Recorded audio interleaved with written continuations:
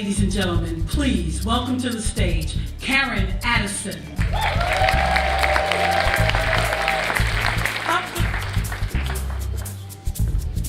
All right, single ladies, where are you? Yes! We're in the house. I just want you to know that love is never too late.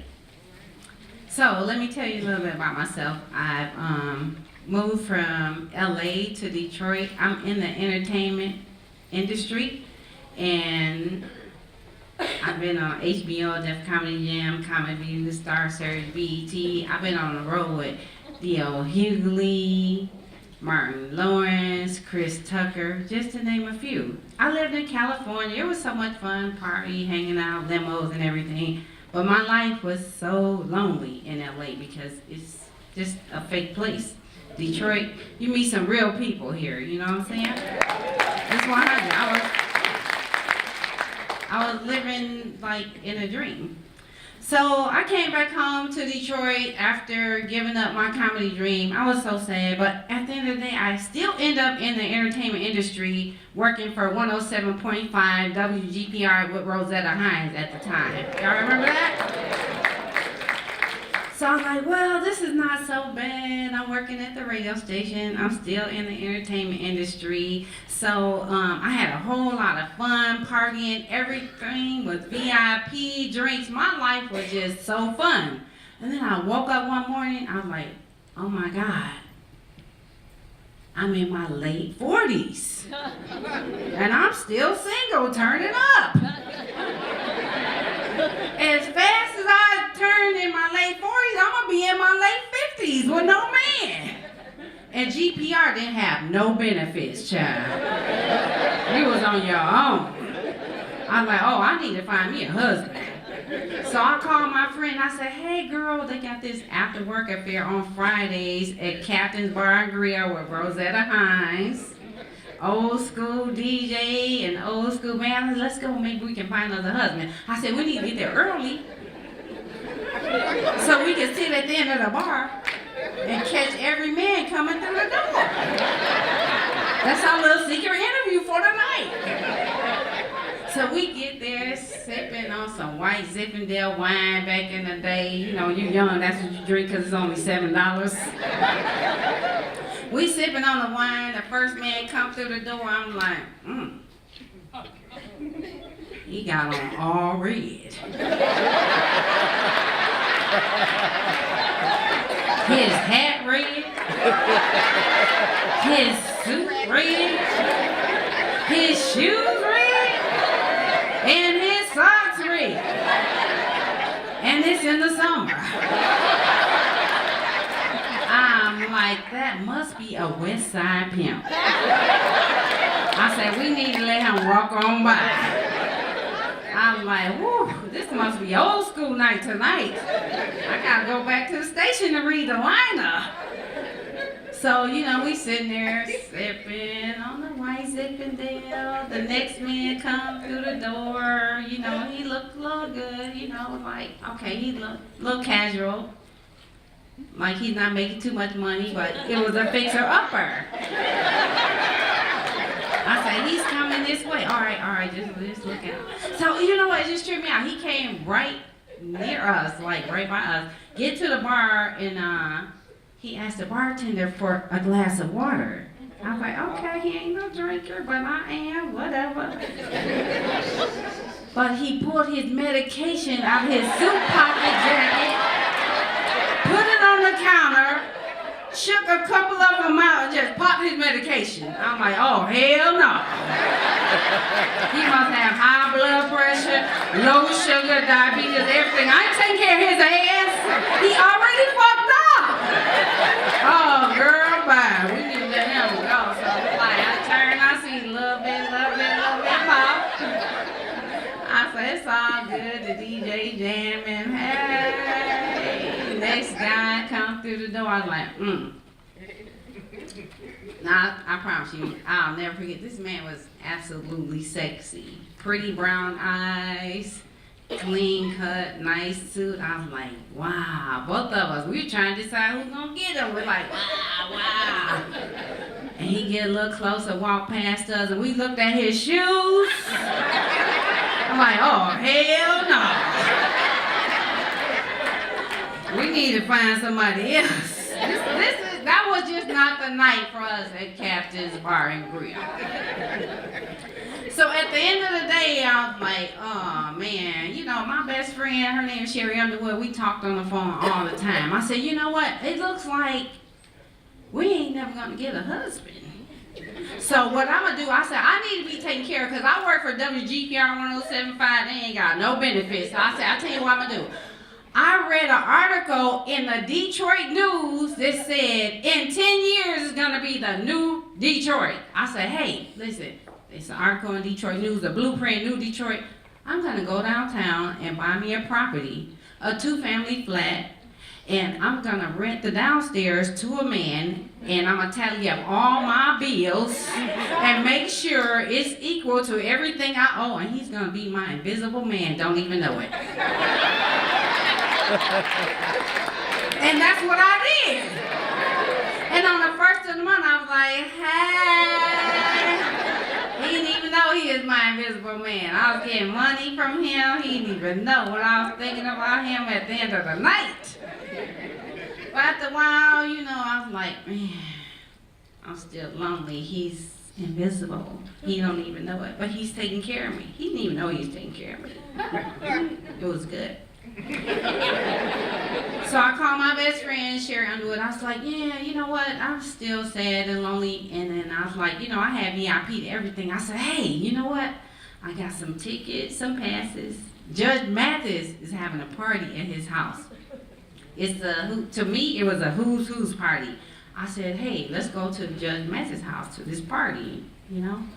So we get to the party. I said, let's get there early so we can get downstairs and get a seat and see who's coming in the door. Because there was no parking at his house.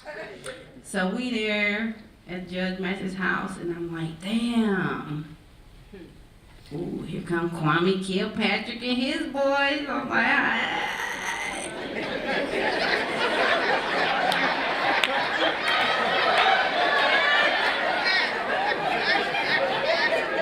Here comes Gerald Levert and his boys. I was like, hey! My Archer getting Archer.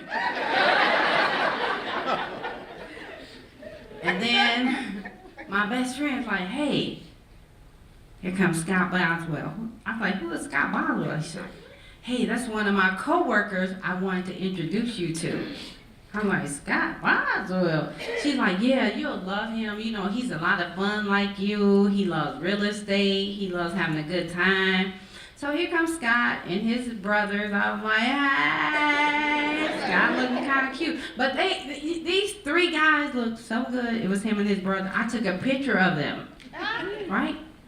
And back in the day, you know, I had to go to CVS, get it developed, wait 3 days, get the picture, they came out blurry, go back to see them motherfuckers. This ain't what I asked for. When it came out really good,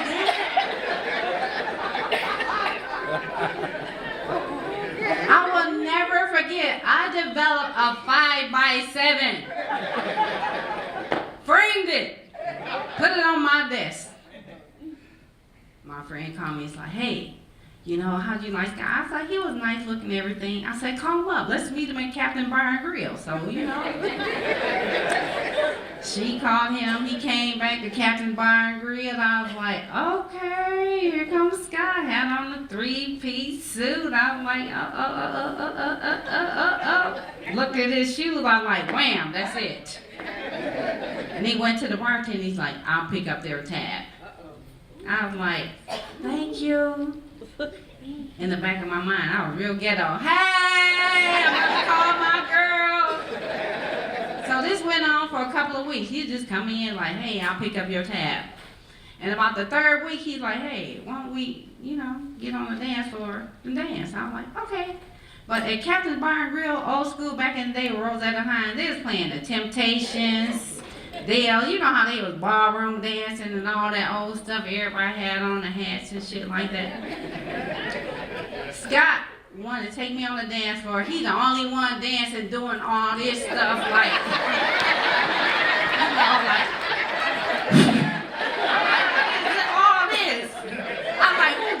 with you like this all night. I'm like, ugh. And he was all in my ear. I promise you, he was in my ear. You feel that big old dick?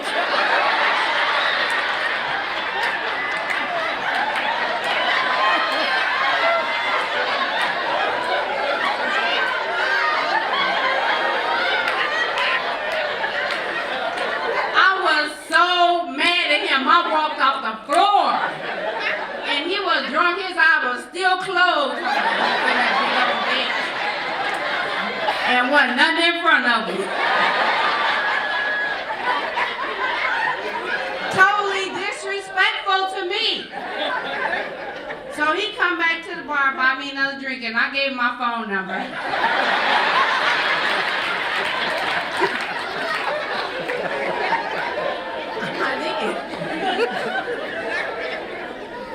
So he took me out on a date. Our first date, we went to the TV lounge on Grand River.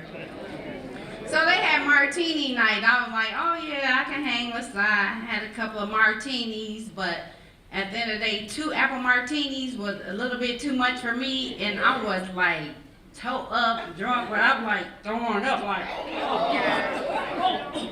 It was terrible. And he came over like, he said, damn, shorty, you need to go to the restroom or something.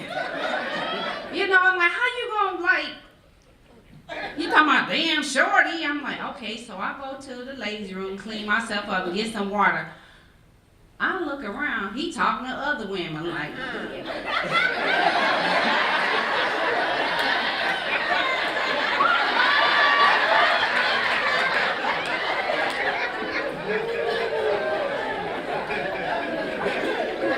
I looked at him, I was so mad.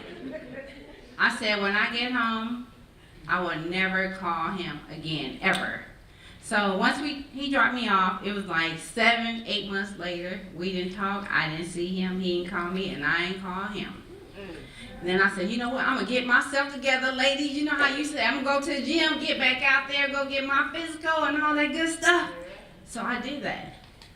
I went to the doctor, get a physical, get myself out there. So I went to Oakwood, so I had a physical. So the phlebotomist they said, we gotta do a blood draw. You know, they check your vitamins and all that shit. So she stuck the needle in my nerve. That was the worst pain that I ever had in my entire life. My whole arm just drew up, my hand closed, and I was like this for like 6 to 8 months. Yes. I went to physical therapy for 1 year. The only thing they did for me, they gave me Oxycontin and fentanyl. How you do both of them at the same damn time? I was so sad, so depressed, and I'm really sad to say I actually thought about suicide in my life. I did. I was so sad. And I went from like 140 pounds to 115 pounds. And I was so embarrassed to see myself. I was so embarrassed for people to see me. And people like, damn, you look like a crackhead. What happened? You smoking? I'm like, no, I'm on the Oxycontin. And that fentanyl. But I had to tell people what was going on with me because that's not what it was. But it just made me totally lose my appetite. So I'm out one day and I run into Scott's brother. And he was like, damn, what happened to you? Was it that big dick? I'm like, no, Oxycontin. But I was really sad, and I told him what happened to me and everything, and I was totally embarrassed. So he called up Scott after we fell out 7 to 8 months later. He's like, damn, I saw your girl. I'm sure he's like, yeah, I saw your girl. She's skinny as hell, looking like a crackhead. You need to see what's going on with her, because that bitch look fucked up. You know how people talk about you behind your back. And Scott wanted to call me, so he said, hey, what's up, shorty? What's going on with you?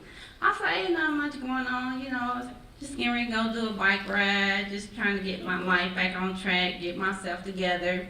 He was like, well, if you're gonna go ride your bike, you know, I play racquetball, so I'm going to Belle Isle to play racquetball, so I'll swing by your house and throw your bike in my truck, and we can go hang out. You can ride your bike, I can play ball. At that time, it was like 95 plus for 2 weeks in a row. And I just bought a house in Corktown. I ain't had no air. I thought, oh yeah. Well, you can pick me up. So we go ride and hang out and everything. He's like, well, you know, after we do that, you know, I'll take you out to dinner. I was like, cool. After we hang out on Belle Isle, I bike ride, he play racquetball. I said, let's swing by my house and I'm gonna change real quick. He came in my house. He's like, God damn! It's hot as hell in here. How you living in here? I was like, I'm used to it. You know, I've been here for a while. It cools down in the evening. I have a fan. I just keep the window open. I'm okay. He's like, I have central air. I'm like, central air? I try to play it off in the back of my mind. I'm like, central air?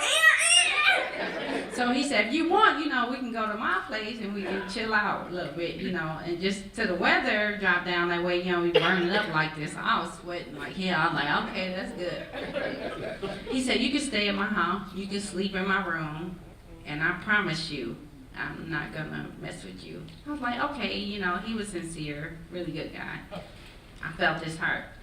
So, get to his house, take me a shower after bike ride and having a good time. You know, he's like, you know, want to watch a movie? We get to his bedroom, watch a movie.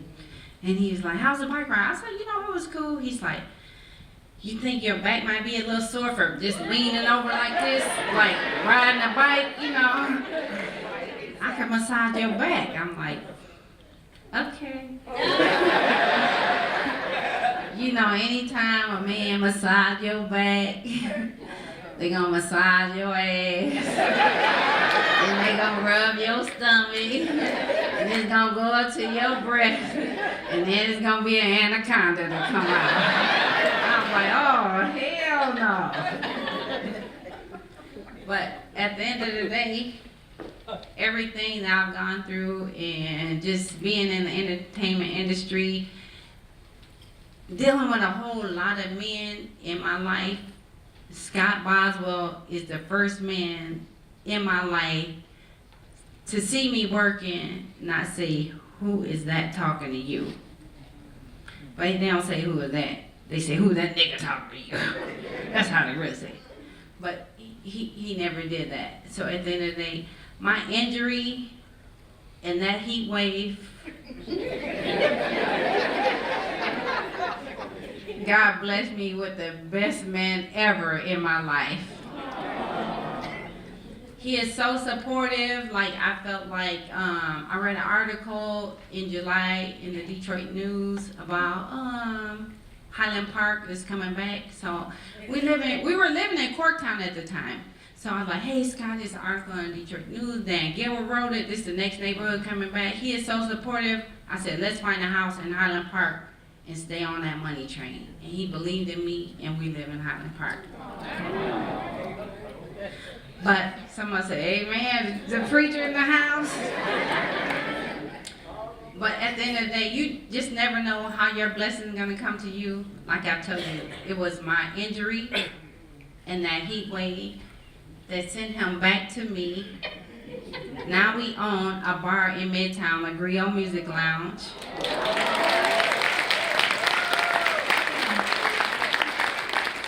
And I love Scott to this day, this moment, right now, this minute, the day that he asked me to marry him.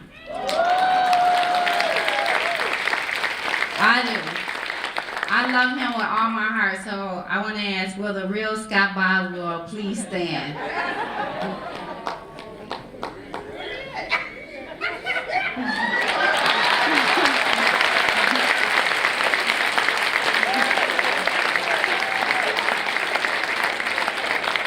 I love you so much, Scott Boswell, and I believe in our wedding vows, and I hope we're together until death do us part. I just don't want to be the first one to go.